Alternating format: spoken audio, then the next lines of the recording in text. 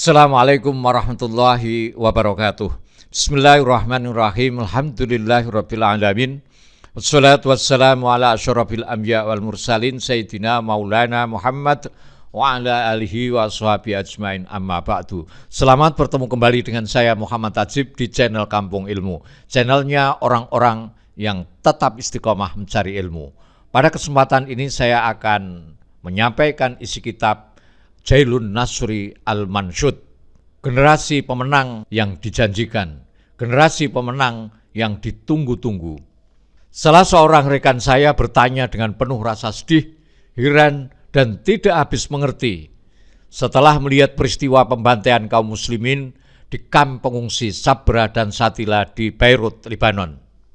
Ribuan jiwa kaum muslimin, baik orang tua, anak-anak maupun perempuan tanpa pilih bulu disembelih, ditikam.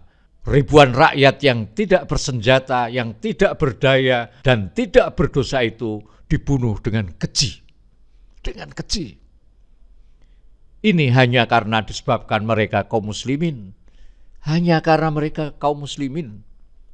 Sahabat Kampung Ilmu yang berbahagia, peristiwa pembantaian Sabra dan Shatila ini terjadi pada tanggal 24 September 1982. Sabra dan Shatila merupakan dua kamp pengungsian Palestina di Beirut, Lebanon. Para pengungsi Palestina dan Lebanon di kedua kamp ini menjadi korban penyerangan. Sekitar 3.500 warga Palestina dan Lebanon menjadi korban. Sebagian korbannya adalah wanita, anak-anak, dan lansia. Tentara Israel mengepung kamp pengungsian Sabra dan Shatila pada tanggal 15 September 1982.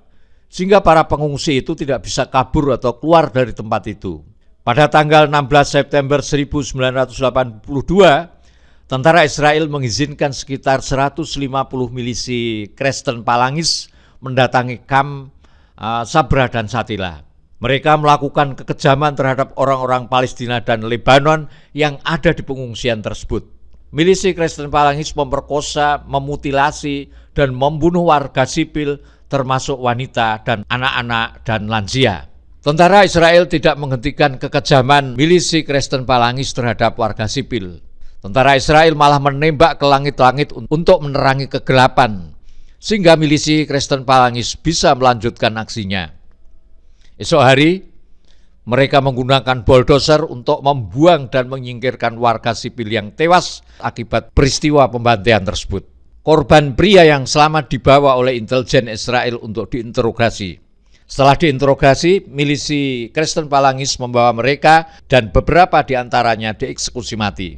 Berita kekejaman ini tersiar ke seluruh penjuru dunia, memicu rasa iba serta amarah banyak pihak.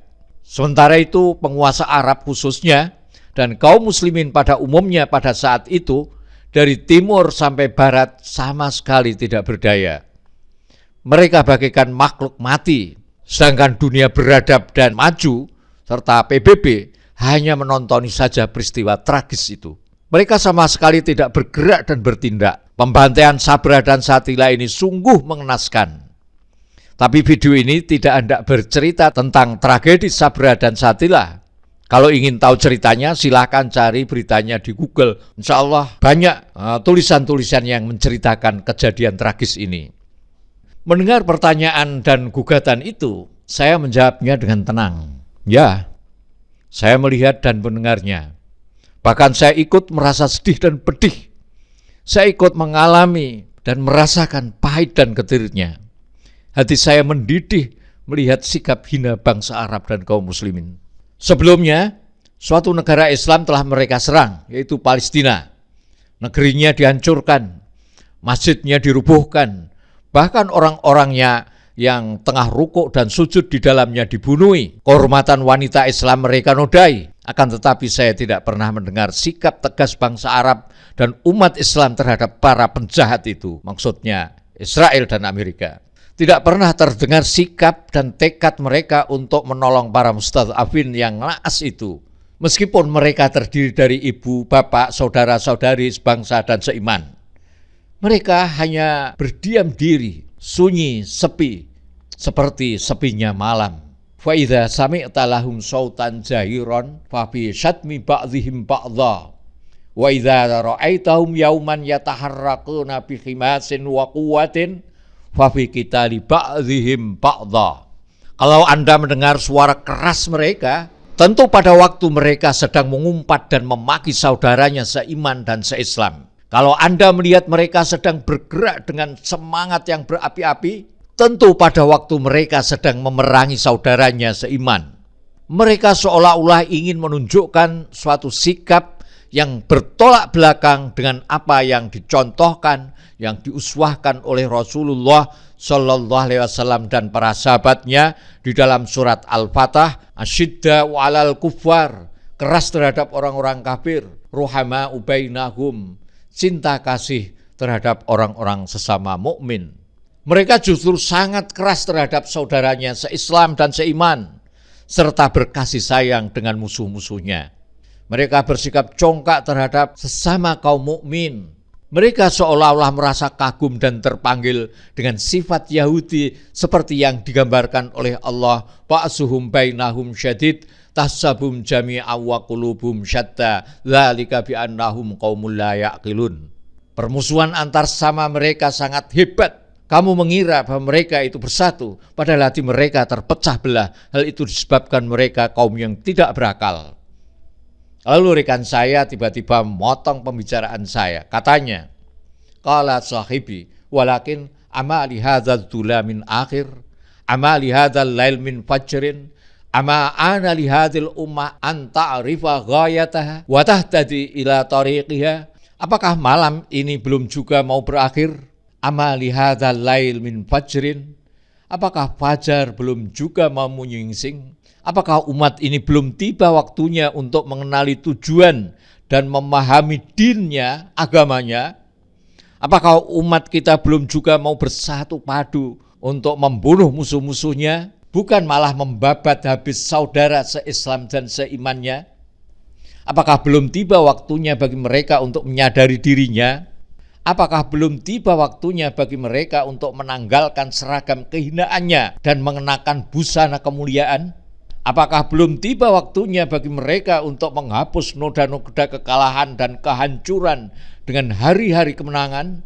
Apakah belum tiba waktunya bagi mereka mengusir hari-hari hitam kekalahan dengan hari-hari putih bersih kemenangan? Seperti yang pernah diperlihatkan oleh Khalid bin Walid di Yarmouk, Sa'ad bin Abi Waqqas di Qadisiyah, Amr di Ajnadain, Tariq di Andalusia, Salahuddin di Hittin, dan Muhammad Al-Fatih di Konstantinopel.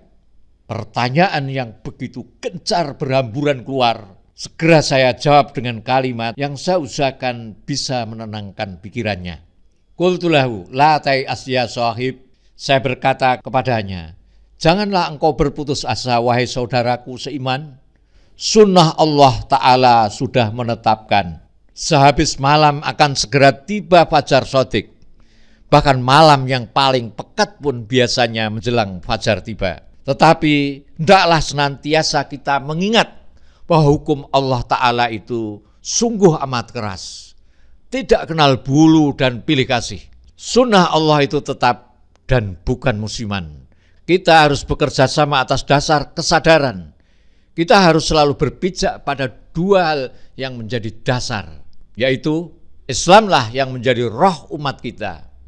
Dan kemenangan, cepat atau lambat, pasti ada di tangan kita, kaum muslimin. Setiap umat memiliki roh. Dengan roh itulah umat akan hidup.